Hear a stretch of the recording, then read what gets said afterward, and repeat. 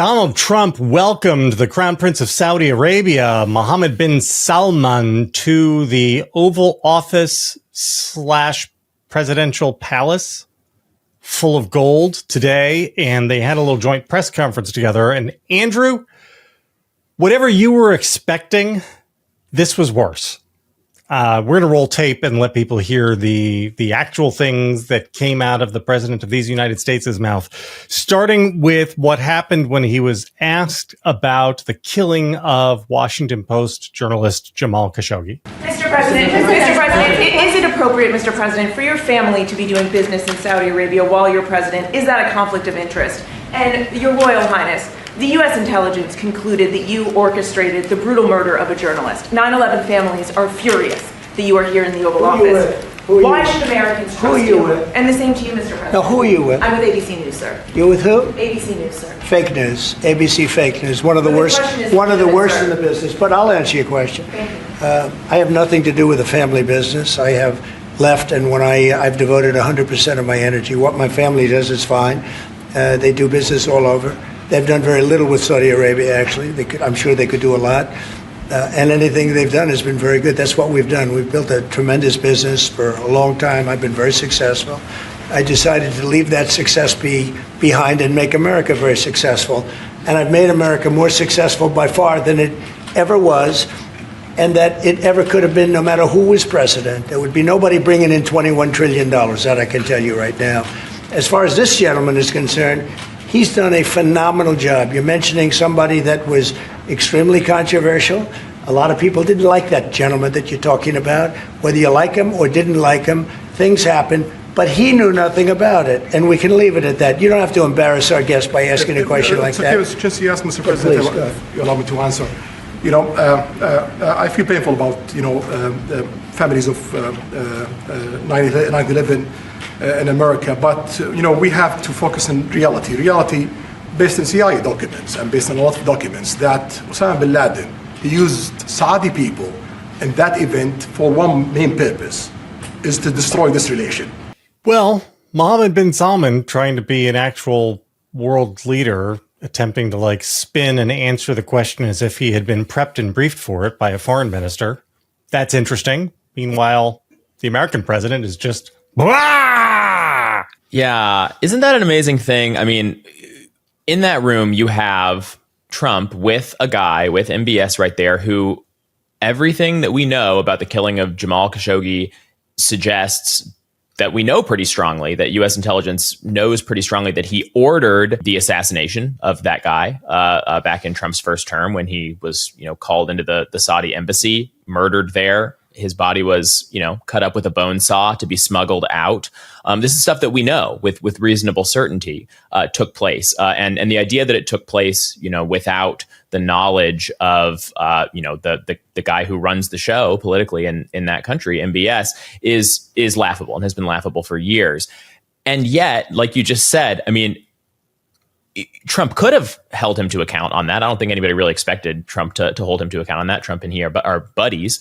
But what was not necessarily obvious was that he would have by far the worst of the two takes on it, right? What's one bone-sawed journalist, who wasn't not everybody even liked him anyway to begin with, A lot of people didn't like him, and things happen, Andrew. Things happen. Yeah, these things happen. I mean, look, like a lot of people don't like Donald Trump.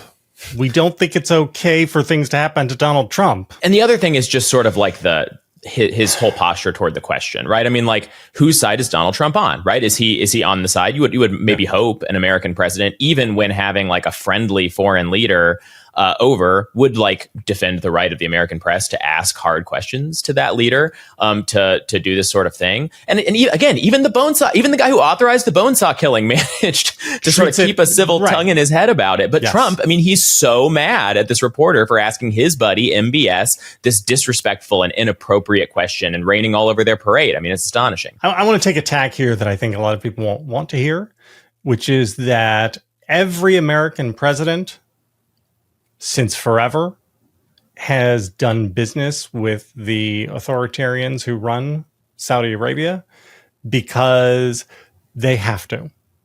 right? I mean, I look, I would love to live in a world where geopolitics was ruled by morality, but it isn't. And Mohammed bin Salman has been, a dictator has not been good on human rights. The Kingdom of Saudi Arabia has never been good on human rights. Never. Not how they treat women, how they treat gay people. I mean, it's bad. But America always deals with them because Saudi Arabia is the keystone to the Middle East. The Middle East is the source of a large percentage of the world's petroleum reserves, and petroleum is crucial to the entire Western economy. These are simply the facts of life.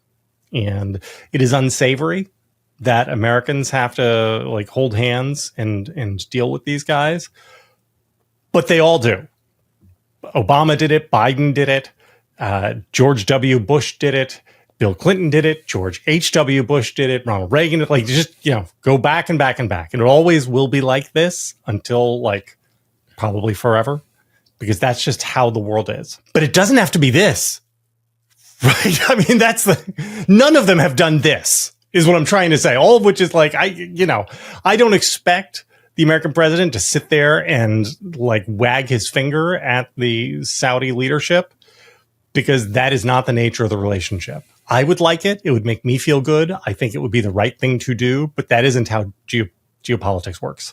And I take your point on that. But at the same time, I mean, when you look at Donald Trump's specific relationship with the Crown Prince, right, it's a different sort of thing. They're actual buddies. He's not sitting there in the Oval Office thinking to himself, well, I really would like to call out this guy's human rights record, but it's really strategically important to the United States that I kind of button my lip about that and just focus on the positives and the stuff that we need as far as our interests in the region are concerned. No, Donald Trump likes MBS first and foremost because they're buds, they're friends. Donald Trump goes over there and MBS rolls out, the goldest gold carpet anybody's ever seen, and treats him to the finest whining and dining anybody has ever said, and lards him up with flattery. Another thing we got in this press conference was at least maybe you had seen this. I had not seen that MBS was the originator of that thing Trump loves to say about how the U.S. a couple of years ago, the U.S. was dead, and now the U.S. is hot under Trump. You actually told me you thought the country was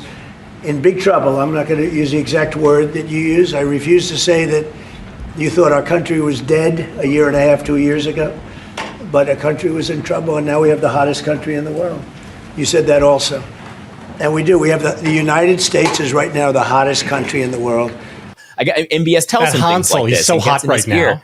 Yeah. And he personally, he just loves it. He eats it up with a spoon. He wishes he could run the country like one of these sort of oil barons. Yeah. And this is what I was trying to get at, right?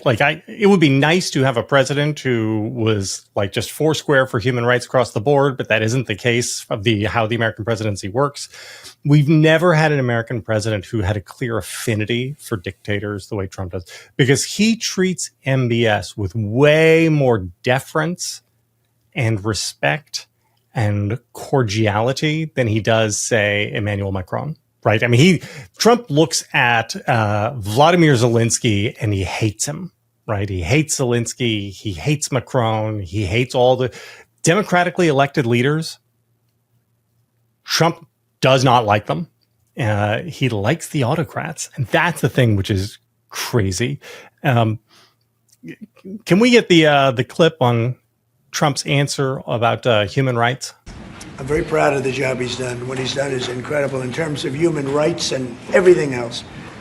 And he's the crown prince, the future king. Yeah, I mean, this is just what we're talking about, right? I mean, this is the unforced stuff. This is not real politics. This is not like focusing on the stuff that we can agree on because it's mutually beneficial in this sort of let's be adults about all of this way. I mean, what can you say? He likes him. He wants to be more like him. He wants the whole, he pines for a future where he's allowed to run his country like MBS runs his. And he loves spending time with him, and he loves extracting these extravagant promises of sort of American investment in him. And not just that, but also, I mean, there's so many things here, not just investment in America, like in AI data centers or whatever, but giant crypto investments from the Saudi Sovereign Wealth Fund in crypto exchanges that the Trump family owns and operates, right? I mean, it's just the more you scratch at this particular relationship, it is not perhaps the most like geopolitically damaging, because it's not like him cozying up to Putin or Xi or something like that, where like, you know, there's real gigantic international problems it creates. But just in terms of like the pure personal grotesquerie of it, it's hard to think of one that is grosser to watch in real time than this one. So we're gonna play one more clip, and I want you to keep in mind as you listen to this. So this is a clip of Trump being asked about the Epstein files. I want you to think about the tone that Trump takes with an American reporter here, and his utter hostility and contempt that he has for an American journalist. And in your mind, think back to the first clip where MBS answers that reporter's question about the 9/11. He skips the Khashoggi stuff, but he gives. Well, he did get to that. He got to that a little after what we played. Right. He did answer it a little bit more. But what he on the 9/11 stuff, he is trying to engage in such a way as, from his perspective, he's trying to win over the reporter. Mm-hmm. Right now, you and I can sit here and say, like, no, of course we know this is bunk and all that. But his attitude towards the American is one of respect for them and an attempt to answer their questions in such a way as to further his relationship with the American people. Trump's response to the American people on the Epstein is here. Mr. President, why wait for Congress to release the Epstein files? Why not just do it now? You know, it's not the question that I mind, it's your attitude. I think you are a terrible reporter. It's the way you ask these questions. You start off with a man who's highly respected, asking him a horrible, insubordinate, and just a terrible question. And you could even ask that same exact question nicely. You're all psyched up. Somebody psychs you over at ABC. They're going to psych. You're a terrible person and a terrible reporter. As far as the Epstein files is, I have nothing to do with Jeffrey Epstein. I threw him out of my club many years ago because I thought he was a sick pervert. But I guess I turned out to be right. But you know who does have? Bill Clinton, Larry Summers, who ran Harvard, was with him every single night, every single weekend. They lived together. They went to his island many times. I never did. Andrew Weissman, I hear. All these guys were friends of his. You don't even talk about those people. You just keep going on the Epstein files. And what the Epstein is a Democrat hoax to try and get me not to be able to talk about the $21 trillion that I talked about today. It's a hoax. Now, I just got a little report, and I put it in my pocket, of all the money that he's given to Democrats. He gave me none, zero, no money to me. But he gave money to Democrats. And people are wise to your hoax. And ABC's, your company, your crappy company, is one of the perpetrators. And I'll tell you something. So why not just sign it now? I think the license should be taken away from ABC because your news is so fake and it's so wrong. And we have a great commissioner, the chairman, who should look at that, because I think when you come in and when you're 97% negative to Trump, and then Trump wins the election in a landslide, that means obviously your news is not credible, and you're not credible as a reporter. So I've answered your question. Did he? Well, no. I mean, the obvious thing is that he didn't answer the simple question, which is, okay, Trump has now come out in favor of passing this House bill, which would just force him to release the files. So why not just release the files? That's what I mean. And to close the loop, it's the same reporter who asked the question about the murder of Khashoggi in the first clip. So you can see he's still a little steamed about that. Look, we should talk about the attitude, because obviously that's what you were talking about a bit ago. It's insane. It's insane that he cannot manage to keep a civil tongue in his head, like MBS does when she's like, "Hey, what about that guy you ordered cut up with a bone saw?" He's like, "I'm so glad you asked me that. Like let me tell you my side of the story." And Trump, I mean, I don't know. There's so much stuff here. I'm going around in circles. But like the other thing is just the Epstein answer is so funny on the merits. He's like, I kicked him out because I thought he was probably a creep. I didn't know anything about his creepiness. I just sort of had this hunch that has now been completely vindicated, because I never knew about any of his criminal behavior, but I had a feeling, right? I mean, it's just, I don't know. It's good stuff. Boy, yeah. I wonder why he didn't narc him out. If he knew that Jeffrey Epstein was a pervert, why didn't he go to the authorities and say, this man is attempting to groom teenage who could say? I mean, I guess we're so far gone that the fact that in this answer, the president of the United States says, I think the broadcast license should be taken away from ABC, and that we have a great commissioner and chairman who should look at this. Again, this would have been enough to end George H.W. Bush's presidency. Barack Obama would have been ridden out of Washington on a rail for doing this. If he had dared to say about Fox News that we nudge, nudge, wink, wink, we've got a great FCC commissioner who I hope is going to take a good hard look at Fox's broadcast license. And now I don't even know if this gets mentioned in the write-ups tomorrow about this thing. Yeah, because it's just one more like really unsavory like appetizer, like side dish to the main course of this insane tongue bath to MBS. I mean, like this is just all the stories now, right? I mean, you cannot give any one of them the attention it so richly deserves because they're all happening all the time, and there's only so many hours in the day. Things happen.